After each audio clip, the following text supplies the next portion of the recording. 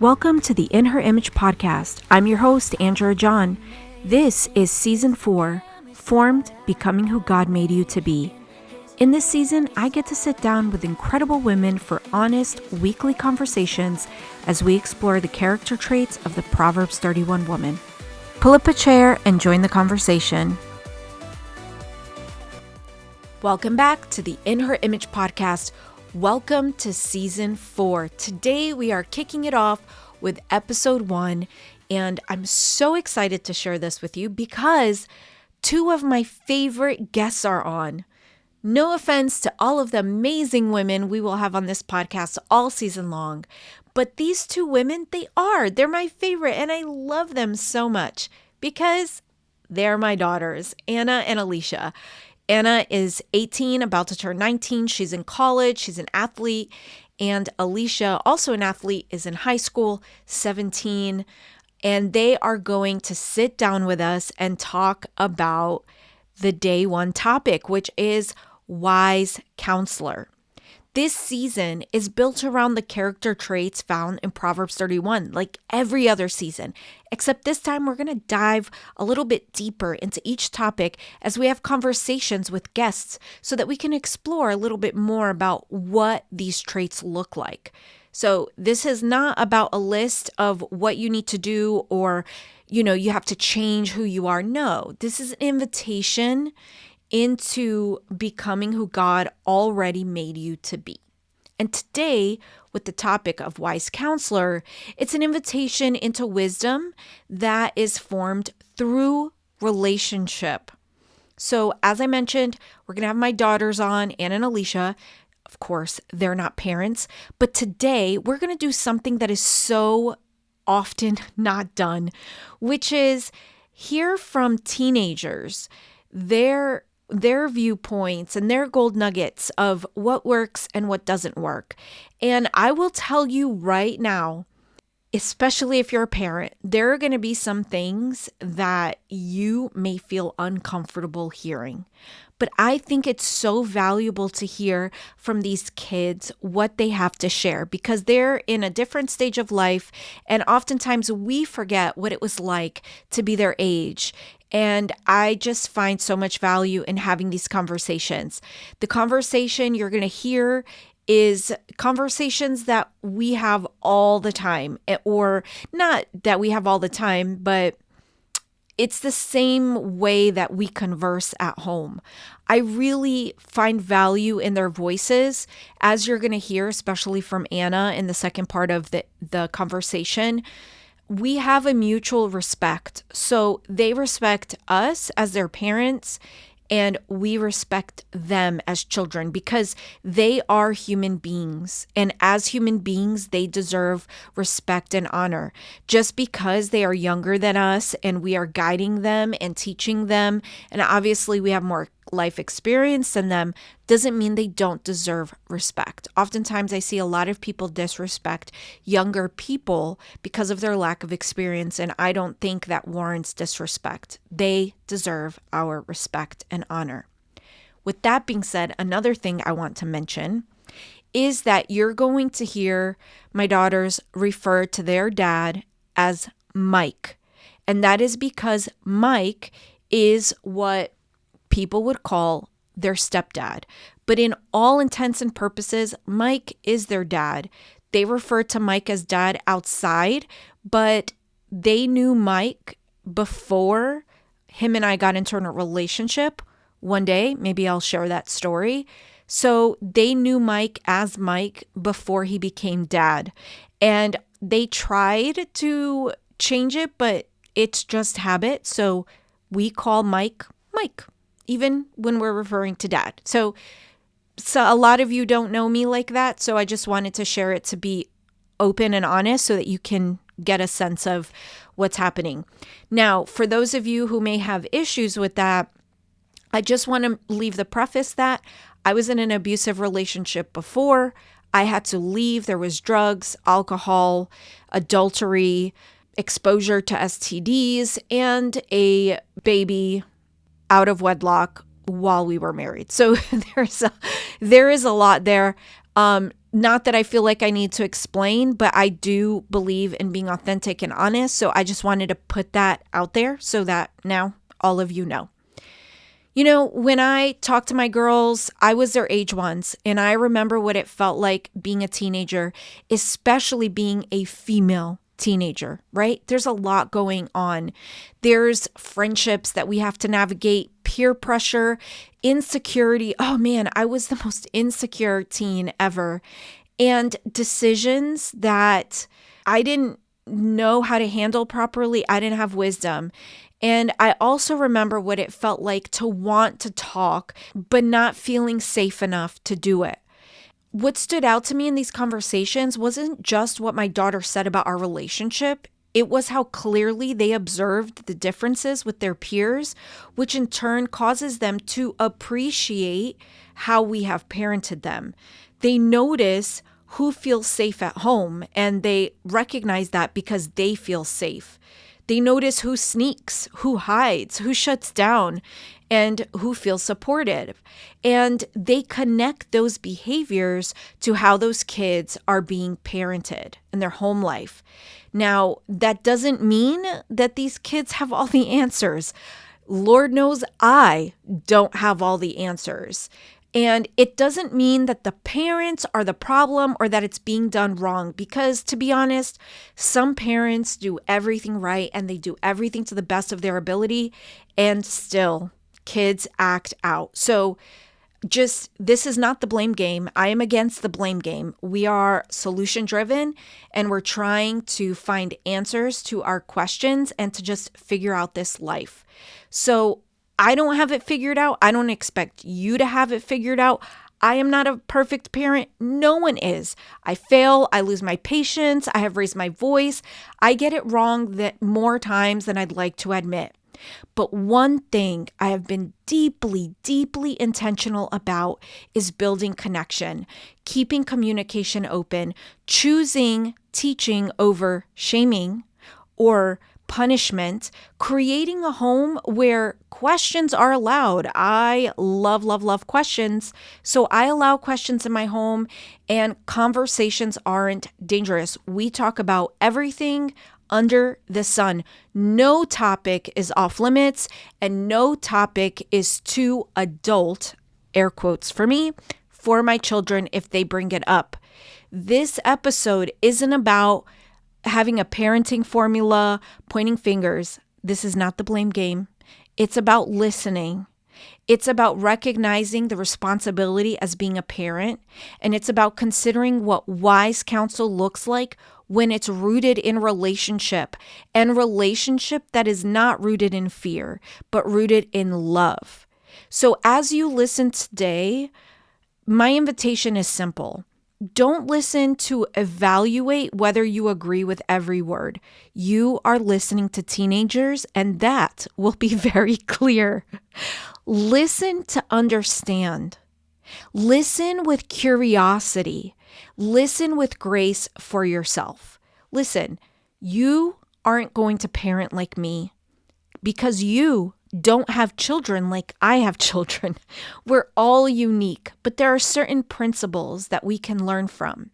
So wise counsel doesn't start by having all the answers. It starts by being willing to hear and understand. And understanding doesn't mean agreement. So let's go into this conversation with an open heart, open mind, willing to hear what these kids are saying, because they're kids, but they're young adults, right? Well, one is young adult, one is still a teenager, but to me, they're young adults. They're like in that phase that they have a lot of independence. They're capable of rational thinking, coming to their own conclusions, and they have opinions and they have ideas. And I want to share that with you because I find value in it. I learn as much from them as they learn from me. And there is no age limit to people being able to offer their gold nuggets of wisdom. So without further ado, let's listen to some gold nuggets of wisdom from my daughters, Ana and Alisha.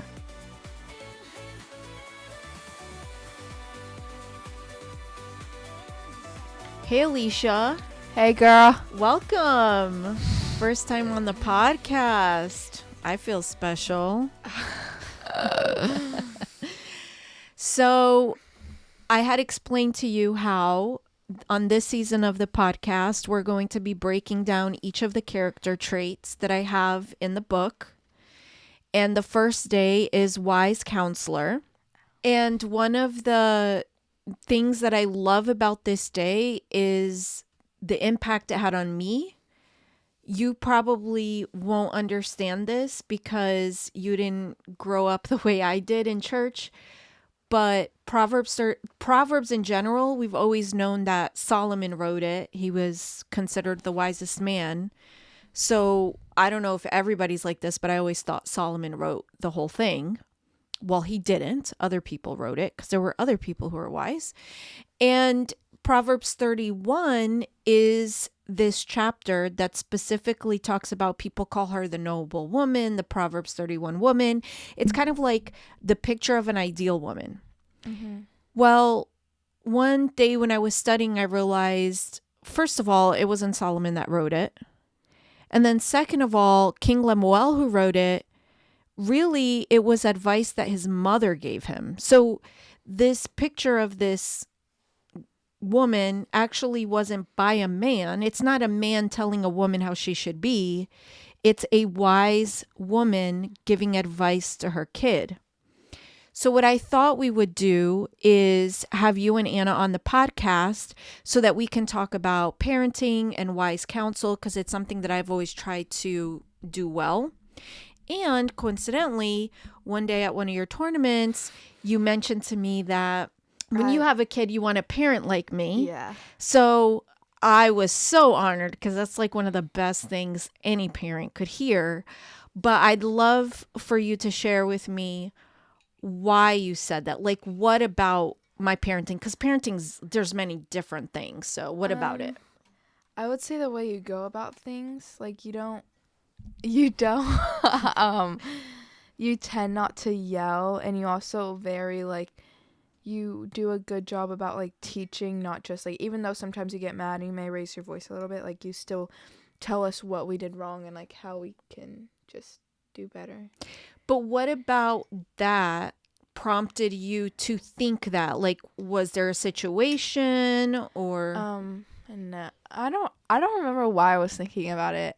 I think it was just one of those things, like I was just, because it might have been in class one day. It was like right before a tournament, and I was just thinking, I was like, some of these people, like I would never want to be like them, and I would never want my kids to be like them because of the way they act and the way they think. So I'm assuming you correlate that with the parenting style? Yes. See, sometimes it's just like you're, like, you, no matter how much a parent tries, like their kid just goes like, right. rogue, Parents can't be to blame for all the craziness their kids do. A lot of kids' moral standing is from the parents, I would say. You mentioned how I don't yell and I teach.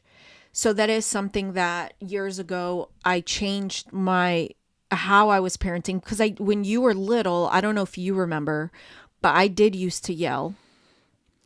Actually, one of the memories I have of you when you were little, we were living. I know what you're gonna say. We were living in the North Carolina apartment, the first one where we lived above Denise. You know the house? Do you remember the house when we went through the tornado? Oh yeah, but I don't ever remember anything from it. But I know what you're talking about. Okay, do you remember where my office was? Nope. Wow, really? No. Oh my gosh. So you were in my office with Anna, and I was working, and you started imitating me, and I didn't know that that's what you were doing. You thought you were just being funny, but you were like, it was, I guess, something I used to yell at you all the time, and you just started making fun of me. And but you were little. You were what, maybe 3? I don't remember her. I want to know what I was. I don't remember living in the first North Carolina house. I don't remember. You were mocking me. And I didn't realize what you were saying until I think eventually Anna said something that I was like, this girl is making fun of me. But I did used to yell. And after, we went through what we went through, I made a decision not to, because I had read this book called Keep Your Love On by Danny Silk, where he talked about, basically what I learned was the difference between punishment and discipline. We often hear like, oh, we need to discipline our kids. And for some reason, we in our heads have like made that interchangeable with punishment, being grounded or whatever. And really the word discipline means to teach and to guide. So I made an effort to guide and to teach and to discipline, in the sense that I feel scripture has us do, because it's also about keeping connection. You had mentioned, because we tried to record this before, but you had mentioned something the last time where you said strict parents make sneaky kids. Yeah. Or something like that. So elaborate a little bit on that. Well, the more strict like a kid's parent is, just because you may not see them doing or like find out that they're doing something, they're still going to be doing it behind their back, because they don't feel comfortable telling you that they're doing it. So now all they're going to do is go do it behind your back. If you don't ever let them go hang out, they're going to sneak out and go do it behind their back. Yeah, so I was talking to Anna as we were recording the podcast, because we wound up having to do it a little bit out of order, but that's one thing that she said. She was talking with her friends at school, and she was like the only kid who never snuck out. Yeah, I've never snuck out. A lot of my friends have.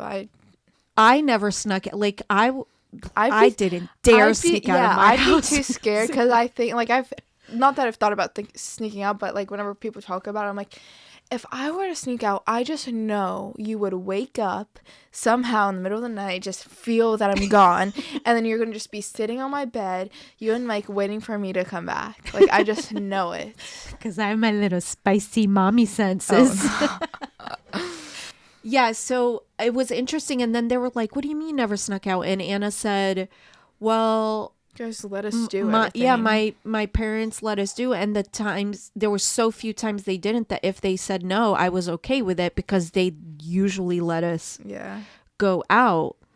So what do you think, like, what have you seen in your friends? So obviously what I'm hearing is your friend, not your friends. I wouldn't say kids, my friends. Yeah, in general, because I know your friends, they're all good kids.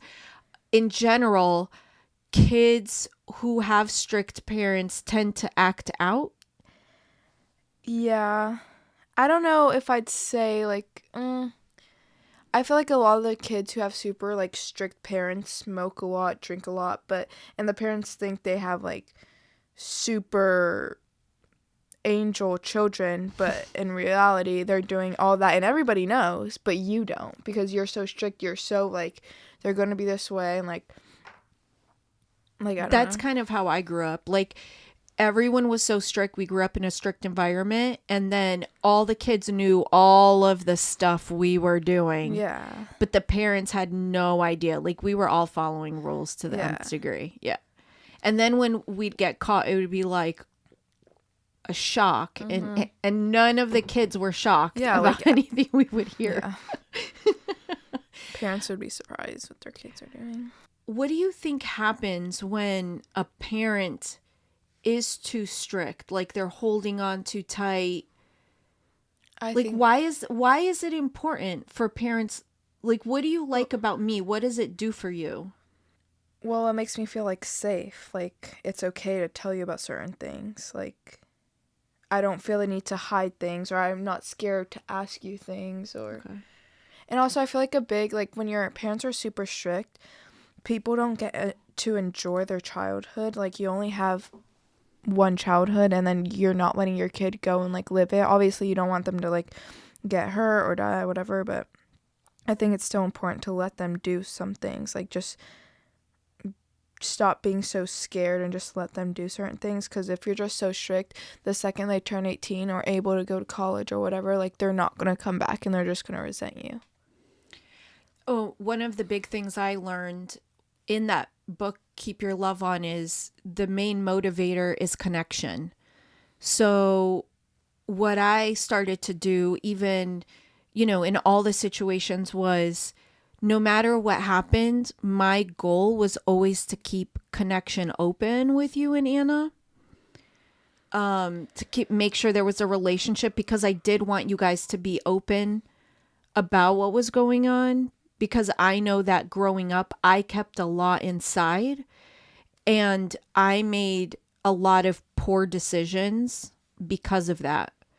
So I wanted to make sure that you had the opportunity to feel safe, I guess. So connection was the big one. And then feel safe enough, because when you become an adult and you go out there, the consequences of your mistakes are amplified, and some of the consequences can be extreme. Where I always thought about you and Anna, I'd rather you guys mess up in the safety of your own home with your parents so that we could teach you and you can learn before you become an adult. Because that's one thing I see. I see kids go out, you know, for the first time, they have this freedom and they kind of go, that's what I saw with my friends. They go like wild. Yeah. That's what I'm saying. Like, once they're 18, they can go do whatever they want. They get to college, or drinking and driving, doing all this stuff, because they never, like, not that they got, like, I would hope you wouldn't get to experience drinking and driving, but, like, they never knew how to do it controlled. They never, like, knew the right and wrong for that, or, like, the consequences of that. Well, and that's one thing with me growing up, it was, we didn't talk about a lot of different topics, right? So I know that I went into it not, what's the word? Like, I didn't know about things. Yeah. I had to go learn it myself.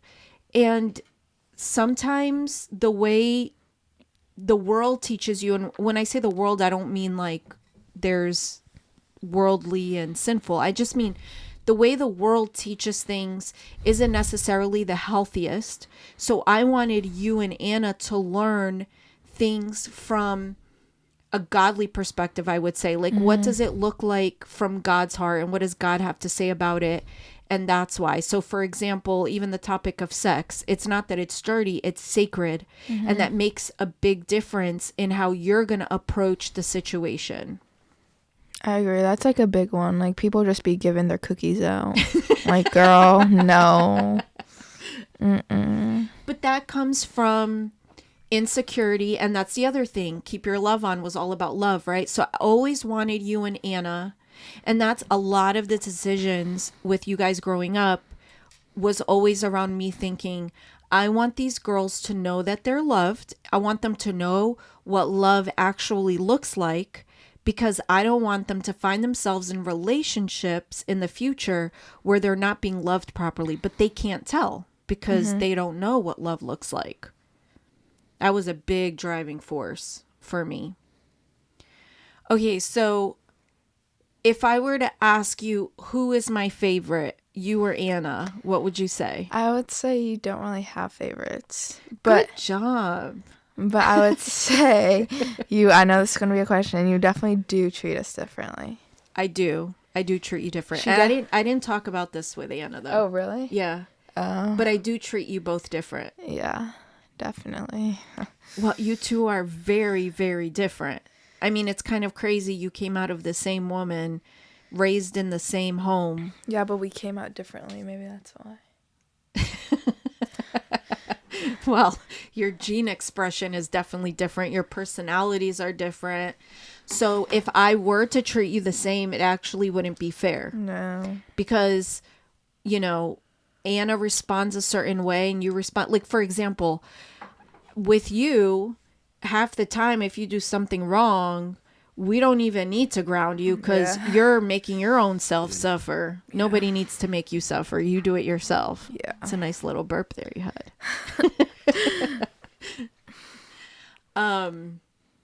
has it made you feel like, do you think it's a negative that I treat you guys different? Or No. because you've brought it up before.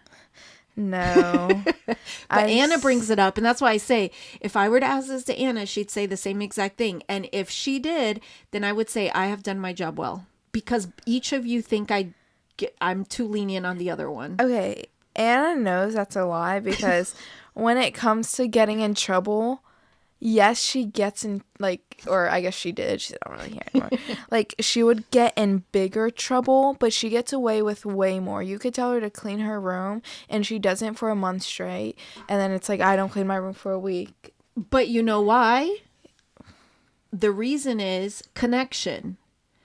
I grew up constantly in conflict because I was messy like Anna. And it was always a fight over my room. And I didn't want to spend my time with Anna constantly arguing with her about her room. So I chose connection over that, because the reality is, if her room is a pigsty, other than, we don't want bugs and stuff in there, but other than that, if her room is a pigsty, why am I concerned? Because I really don't care what anybody has to say. It's not my room, it's her room, it's not my business. So, since you guys were young, what have you guys done on your own that I have not done? Our laundry. Your laundry, your room, your space. Not mine. Actually, guys, she cleans Anna's room all the time. Even when It's Anna, not no. all the time. Even when Anna lived here, she has never once cleaned my room. But she'll clean Anna's room. Alisha, if I clean Anna's room if I cleaned Anna's room once a year, it was a lot. And I don't clean your room because your room never gets like Anna's room, number one. And number two, Anna gets to a point where she looks and her brain stops functioning. So she can't even organize herself.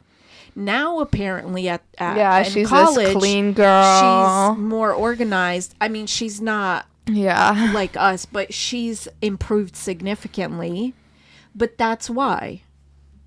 Now, you have cleaned more, and I rely on you more for that, because, again, it's easier for me to ask you, and I don't want to mess the connection up with Anna over harping something that's like, I don't live in your room, you live in your room. So if you think it's okay. But I've had, how many discussions have I had with her? Yeah, I know. Doesn't she function better when her room's clean? Yeah, but then it goes back to dirty 2 seconds later. Literally 2 seconds later. But she's doing better now. What about my parenting could I have done better? Could. Yeah.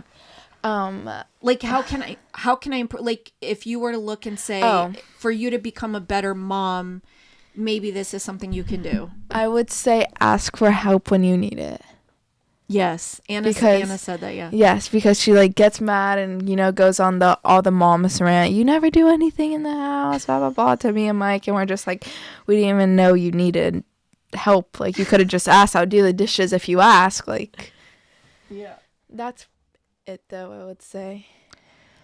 I guess one of the last questions will be, Mike and I, you guys were little, right? And we would go to church or to different events and stuff like that, like conferences and stuff. But after a certain age, we stopped pushing our faith onto you. Yet both you and your sister still have a faith in God. You choose to have a relationship with God and pursue him, and you guys pray and all that stuff. So do you think we should have gone to church more? Like, would that have made a difference, like pushed you guys to go? Or like, how is it that you still have a relationship with God? I would say definitely, like, whenever we were younger, you guys, like, no, I wouldn't say forcing us to, but like, we were a little, like, what else were you gonna do? You like, had to come along. Yeah, I think that definitely made like a huge impact in a good way, obviously, like, because a lot of the things that has happened to me, like, I know I didn't fake, like, that's not something, like, so that's kind of like why I still have faith. Yeah, because we used to do things, just for listeners, we used to do things like go in the street, pray for people. We'd see people get healed. We'd see supernatural stuff all the time. Alisha has had some incredible experiences, and sometimes you know things that you shouldn't know, like me, which is a little awkward, but it's a superpower, I guess. Well, thank you so much, you and your sister, for taking time out of y'all's busy schedule to be here on the podcast, because you all have been the most difficult to actually sit down sorry, with. I'm a busy girl. Busy season. You are in the middle of wrestling season. Like SGA. Yeah, so both of the girls are wrestlers. Anna's wrestling in college now. Alisha wrestles in high school. We didn't even introduce you. Yeah. Wrestle in high school. You're part of actively involved in student government. You're still in the entrepreneurial program. I mean, yeah, but I don't do much for it. But I still am in the class. I help him in class. But, yeah. And I'm a wrestler, and I'm actively trying to get a job. Yeah, she's working very hard. Working on that, yeah. So that's it. You are our little princess at home. And it's always a fun time. So Anna and Mike are like the same person, and me and you are like the same person sometimes. Yeah. But sometimes not. I was going to say, sometimes me and Mike get along very well. Well, most of the time. But it's the opposite thing. That's what it is. I'd say me and Mike don't ever... Well, that's argue. Because if Mike gets upset at you, you start laugh. laughing. I can't help it. Why do you laugh? I don't know. And there's been times it's because you can't stand being uncomfortable. I know. And there will be times me and Prince will have a serious conversation or just somebody, and I'm trying my hardest not to laugh, and I can't help it. Okay, so you're going to have to clarify, because Prince is an odd name. Is he your Prince? No, he's my boyfriend. His name is Prince. Yes. And he looks like Prince. Bro, no, he does not. Yes, he does. No, yes, not. He does. I don't know how to fix it. I try not to laugh. It's so hard. She's always been like that. There was a time. Okay, so I'll tell this story to close off. There was a time where we were in the Washington house, and we had these googly glasses where it's like you put the glasses on, it's like little slinkies. It's like your eyes are falling out. Yeah. And I don't know what this girl did, but I was lecturing her, and I had my back to her because I was washing the dishes. And I'm lecturing her, and I turn around, and she has the googly glasses on with her chin resting on her hands, just staring at me. And I had to turn around so fast because I wanted to laugh. And I'm just like, why does she do this to me? You cannot yell at Alisha ever, because she either laughs, does something funny. It's just... You know what a lot of people have said about me? They can't stay mad at me. Or but it's hard to stay mad at me. You just can't take you seriously. It's the oddest thing. But Mike always says, about me and you, we're too good. So it's like, how do you stay mad at somebody who's they're just not mean-spirited? Yeah. So, yeah. To toot our little horn here. Toot, toot. Oh, no. Cringe alert. I'm not real. Yeah, exactly. Okay. Well, if you had one piece of advice for parents, what would that advice be? How do you expect a kid to open up to you if they're so afraid of getting in trouble? So I would say just be not more lenient, but just be more, what's the word? Open-minded, maybe, to just hear what they have to say. And they may still be wrong, but don't just yell at them and harp on them and be like, you're such a disgrace, blah, blah, blah. Just tell them what they did wrong. And then you can still punish them, whatever, but don't act like they're a horrible person for the one wrong thing they did. That's good. Yeah. Don't define them for their action. I also try to always speak into who you are. This isn't who you are. The action that you did doesn't match who you are. And even with Anna, both of you, when I approach it that way, I feel like you're receptive. That not only is that not who I am, it's not who I want to be. Yeah. It's not reflecting to everyone who I am. So, okay, so now I'm here. I'm with my older daughter, Anna. Anna's 18. She's in college up in Iowa, very cold Iowa. Hi, Anna. Oh, hi. Okay, so um I have to redo the interview with your sister, long story. But the other day we were at a wrestling tournament and your sister said out of nowhere that if when she has kids, she would want to parent them the way I parented you guys. And I asked her like what she meant with by that and why she said that. I guess what I would ask you is you had a different experience from Alisha growing up. And we talked a little bit about that because she was younger than you with some of the stuff that happened.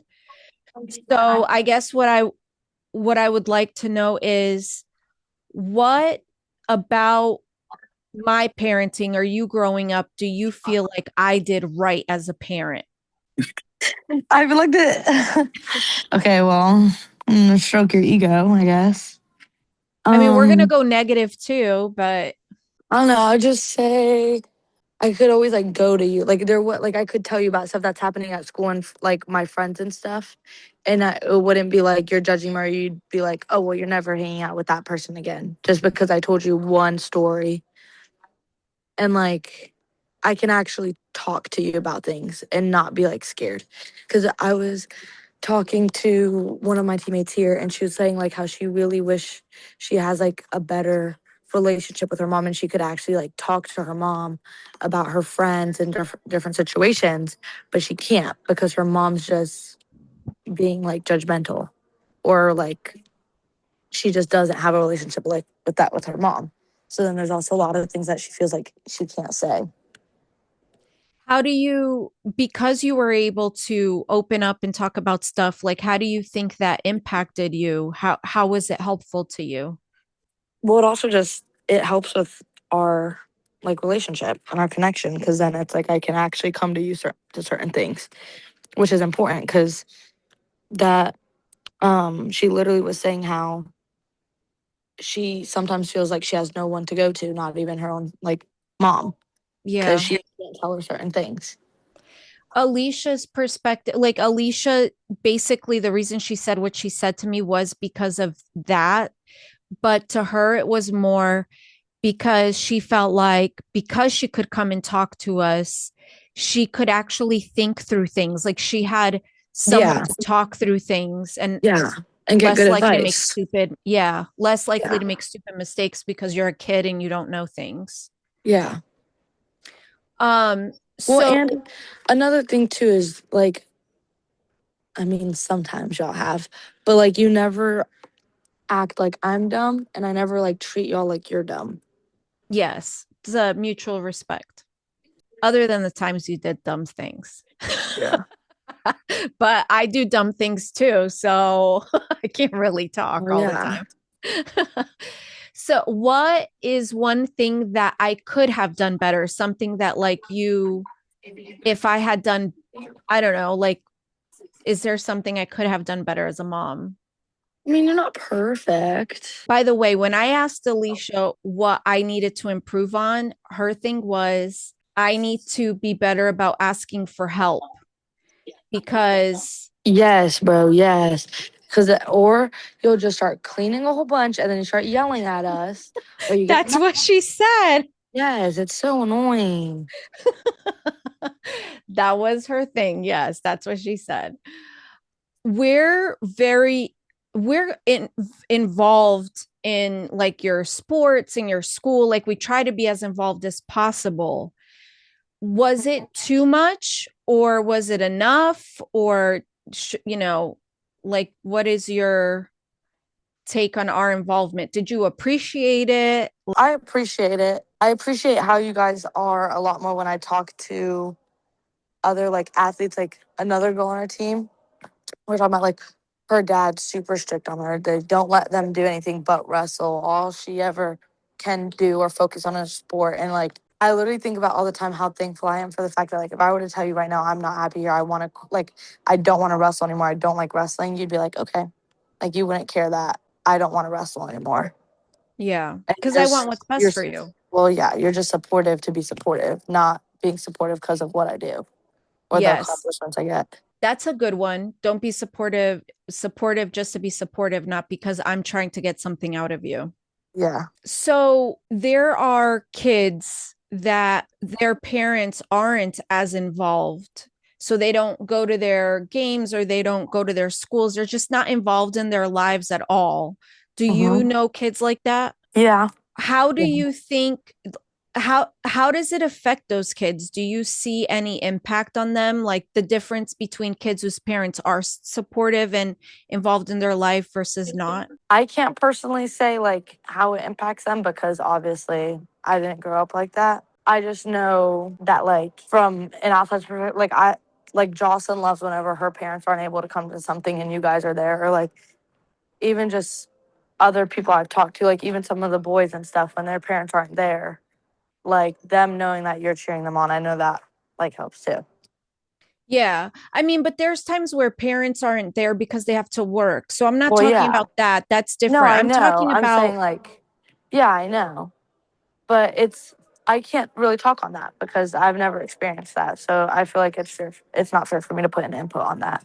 when I was talking to Alicia about it, I was kind of surprised with her observation of how it affects kids because I would have thought that it would cause kids to kind of act out and be troublemakers. What No, she no, noticed, what she noticed is that kids whose parents aren't as involved actually tend to be like isolated. They yeah, isolate themselves. because they feel like they have nobody. Yeah, I thought that was super interesting perspective because I would have thought they would have been the troublemakers. No, it's usually the kids who have good parents and have like a nice life that are the troublemakers. Interesting, interesting. What is one piece of advice that you would give a parent to help them like have a better relationship with their kid? Just be supportive to be supportive because sometimes you don't need your mom to be a mom. And I don't think parents should be friends with their kids. The parents don't need to be a parent, but sometimes parents need to learn that they don't need to be a parent. When you were here for break and then I went back up with you and I wanted to go drive up with you, but we had to deal with the flight stuff. And then I was like, well, can I stay with you? And I didn't want to kind of impeding your space because it's like your world, your space. But you had no problem with me staying with you. So I know that a lot of kids would not have let their mom stay with them. So, what is it about me like me being your mom that like even though I'm like your annoying mom or whatever, you're still okay with me having stayed with you and being in your space? Well, that's just because I don't know. Like I feel like I don't know, I talked to you about so much stuff that it's like you being in my space for a week isn't really anything that concerns me. Like I think it's with you, yeah, with you, it's something that me and Alicia talked about. I let you guys be you. Like I don't expect you yeah, to pretend or to be false. So there's no reason for you to hide what you're yeah. doing. And okay, I have one more piece of advice, but this just goes for something that me and my teammate were talking about too. Okay. Is like because parents do this. If a kid or your kid comes up to you and tells you a story of like something that happened with their friend, like something bad that happened, that doesn't mean just completely hate their friend and never want them to hang out with them like that again or anything. Like maybe the kid's just telling you like, hey, this bothered me, because half the time something happens and then you and your friend forget about it 2 months later or not even like Yes. 2 days later. Yeah. I know. Yes. The parent holds a grudge against the Yeah. kid And and this then one's it becomes controversial. awkward. This one's like controversial, but if your kid asks you, because I was talking to my friends and we were talking about like, we were doing never have I ever. And then I was like, never have I ever sneaked out.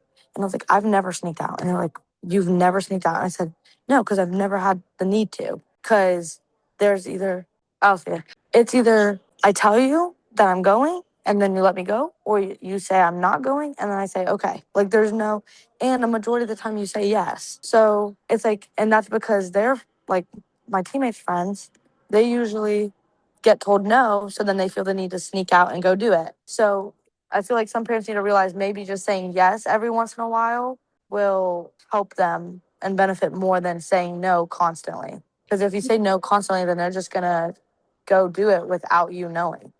Yeah, that was Alicia's biggest thing. It was being so strict. How did she say? She said something like, strict parents make sneaky kids. Yeah. Yeah.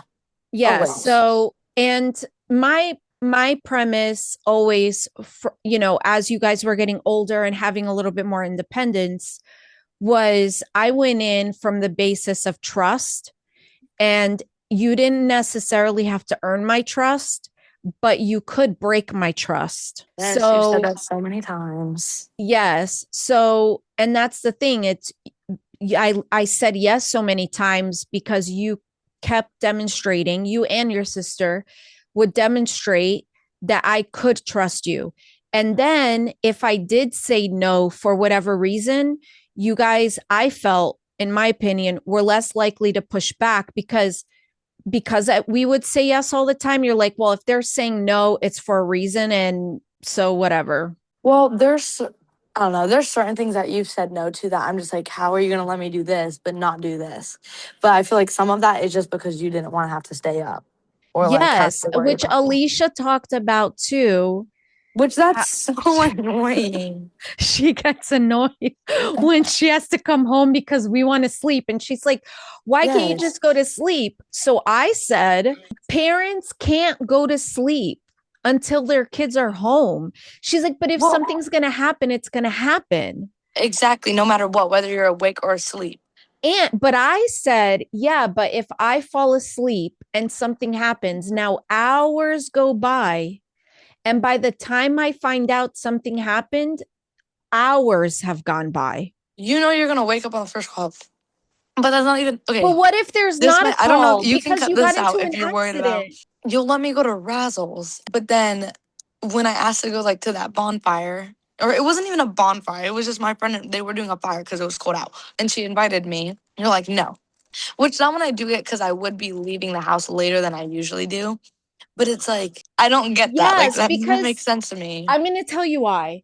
Because the risk is increased. So No. when you leave the house at like 9, there's a certain amount of risk associated with it. And then I know you have to drive home. But then, like, I'm just telling you that getting in the habit of leaving your house at midnight, which is what you were asking, It was. it's not a good thing. It wasn't going to become a habit. It was, they went out and then realized that it wasn't any fun. So then she was like, because they asked me to go and I said I didn't want to. And then, but then I got really, really bored. And then she was like, okay, when we get back, we're going to go. Or we're going to have we're going to have fire at my house. Yeah. And part of that was because I was already in bed. I didn't want to stress. Okay. But the same issues. But then it's also like, okay, if I say I'm going to Razzles, y'all don't stay up. But then if I say, but oh, I'm going to hang out with Dillis and Chloe, it's like, come home at 11 p.m. No, we do stay up. And it's not just about staying up. Like when you're out, let's say you go out. And this is why the last time you went to Razzles was different. And I'll tell you why.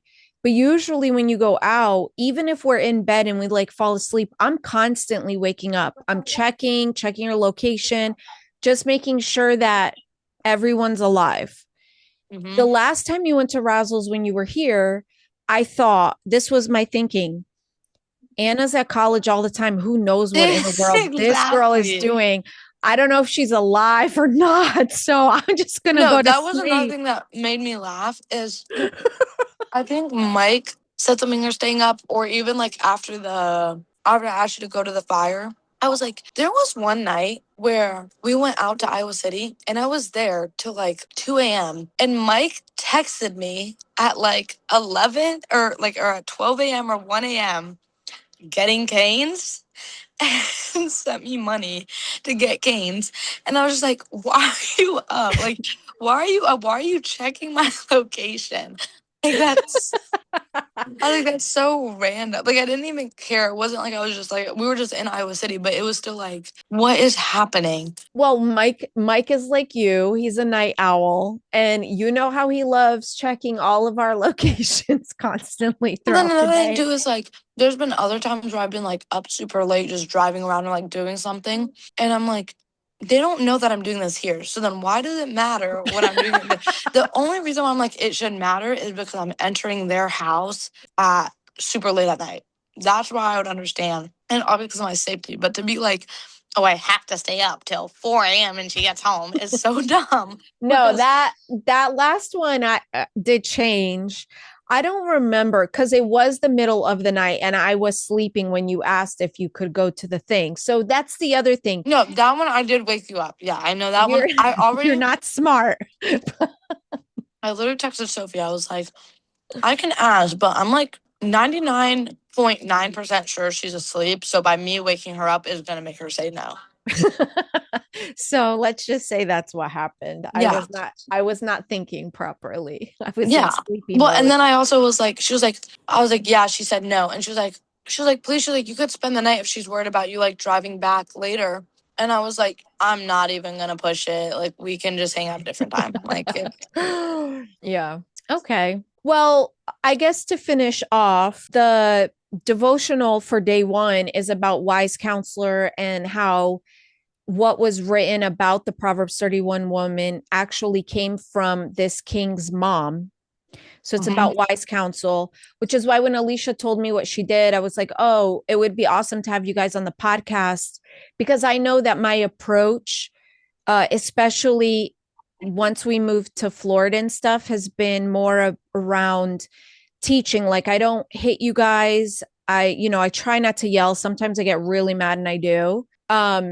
But it's really been around, okay, discipline, and discipline isn't hitting. It's not grounding. There's times where you got the car taken away and stuff like that because of whatever happened. But how is that something that you feel like worked for you? Yeah. I know you feel like it didn't, like you not grounding me all the time and all that didn't work, but it did work. Because if you, just knowing me, if you did ground me all the time, I probably would be a lot worse of a kid. Like Alisha, You would have pushed back. yeah. Alisha would have just shut up and listened, but I probably, especially like my senior year. One thing that Alisha brought up is the yelling, because I guess she's been around kids who get yelled at all the time by their parents. Yeah. So, and she talked about how kids shut down once you start yelling. And I was like, yeah, Anna hears if you hear somebody start yelling at you, your brain just shuts down. Yeah, I don't shut down in the sense of I go mute. Yeah, you don't go mute. Anna never goes, you're like me. Yeah. We don't go mute. I was going to say, I don't shut down in the sense of I go mute. If you start yelling at me, then. But you shut down, like, so if someone's yelling at you, I don't be rational. I'm not rational. It's not even about it's almost like, how can I explain? Like, if someone's yelling at you for, let's say, doing something wrong, it's almost like you don't hear what they're saying because they're yelling. That's what I mean by shutting down. I get defensive. Yeah. And then it's almost like you're not hearing. You're just either wanting it to stop or trying to then, like, defend yourself. Yeah. So we have our first little meeting for your Proverbs for our book club. Yeah, it's tomorrow. It was supposed to be today, but I have not read it. We're doing 5 at a time. So I was supposed to read 5 of it and I still haven't done it. Well, they're pretty small. Yeah, I know. Lily said, she was like, I love your mom. I was like, what? And she's like, she's like, usually stuff like this, it's really hard for me to understand and it has to be dumbed down. She's like, your mom dumbs it down. And yeah, see? Because people understand it that way. There's another group in Jacksonville. I think they're up to like 10 women. And then another group, they're up to 4, group in Oklahoma is up to 40. All right. That's us sitting down with Ana and Alisha for their perspective and them sharing their gold nuggets of wisdom. They are 2 teenage girls. I live with them. I know with them. And they are just solid girls growing in who God made them to be. I hope that you heard what I heard in these conversations. Wise counsel isn't just about having the right words. It's about building the kind of relationship where your child actually wants to come to you. They value what you share. Lady, thank you so much for being a part of this conversation. Before you go, I want to share something with you. Our stats show that most of you come back and listen every week, which is incredible and humbling and truly means so much. But most of our listeners actually aren't subscribed. If you'd like to help increase the reach of In Her Image, one of the simplest ways you can do that is by subscribing to the podcast.